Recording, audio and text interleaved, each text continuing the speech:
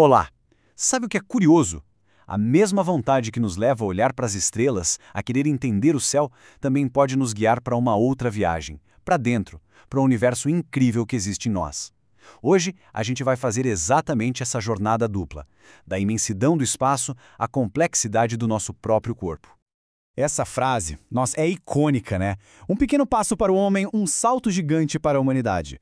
O que o Neil Armstrong disse lá em 1969 captura perfeitamente esse espírito de exploração.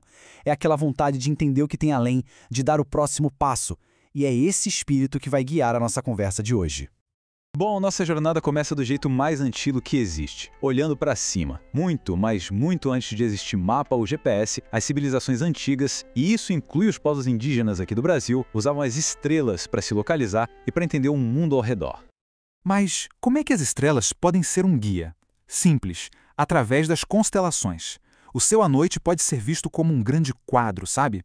E as pessoas, ao longo da história, foram ligando os pontos às estrelas e formando desenhos imaginários. Só que esses desenhos não são aleatórios, não. Eles são como regiões específicas que funcionam como um gigantesco mapa celestial. E na prática, isso é simplesmente fascinante. Um exemplo perfeito para a gente aqui no Hemisfério Sul é o Cruzeiro do Sul.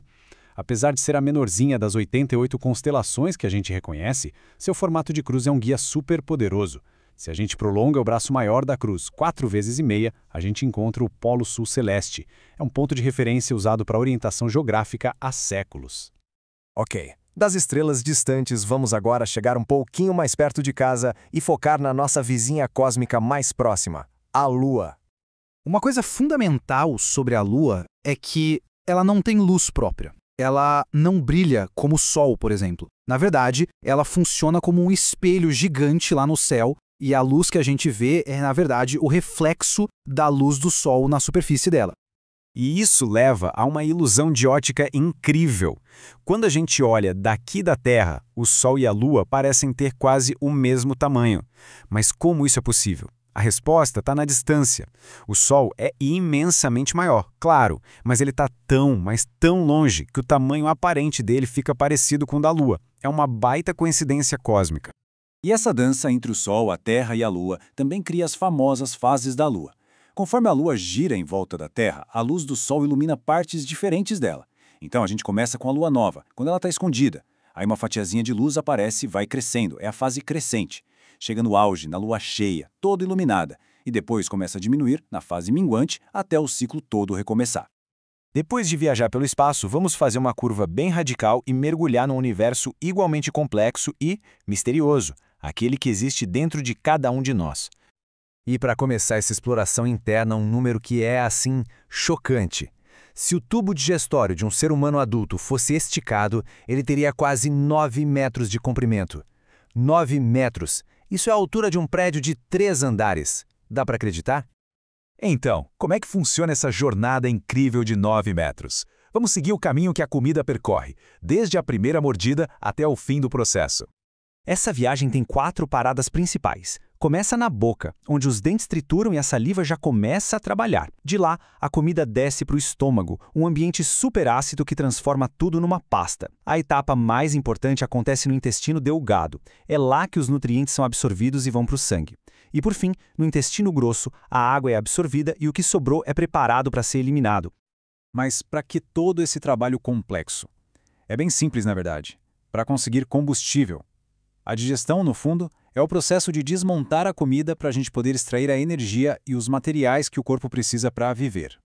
Esse combustível vem de 3 grupos principais de nutrientes. Pensa assim, os carboidratos são a nossa gasolina, a principal fonte de energia. As proteínas são os tijolos, usados para construir e reparar o nosso corpo. E os lipídios, as gorduras, funcionam como uma reserva estratégica de energia para quando a gente precisar.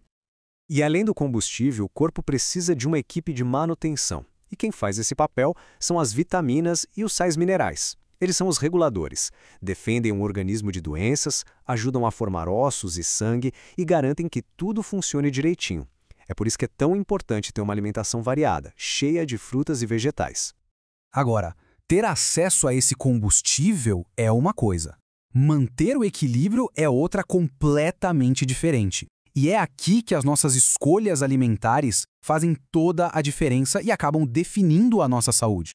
Para manter esse equilíbrio, tem uma distinção que é crucial a gente entender. De um lado, tem os alimentos in natura ou minimamente processados. Pense em frutas, arroz, feijão. Do outro, os ultraprocessados, que são produtos industriais cheios de aditivos, corantes, aromatizantes, tipo salgadinhos e refrigerantes. O desequilíbrio nessa balança pode levar a dois extremos.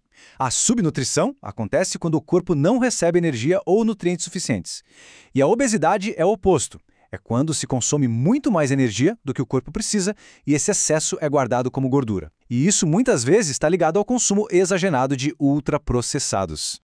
E só para a gente ter uma ideia da escala desse desafio, os números mostram que cerca de 828 milhões de pessoas no mundo enfrentam a subnutrição, ao mesmo tempo, umas 650 milhões são afetadas pela obesidade.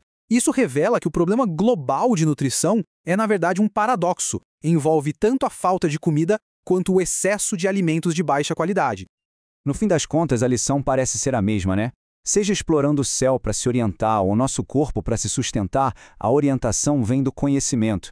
Ao entender essas duas jornadas, a externa, lá no cosmos, e a interna, no nosso organismo, a grande questão que fica é: como é que a gente equilibra os nossos mundos, o de fora e o de dentro?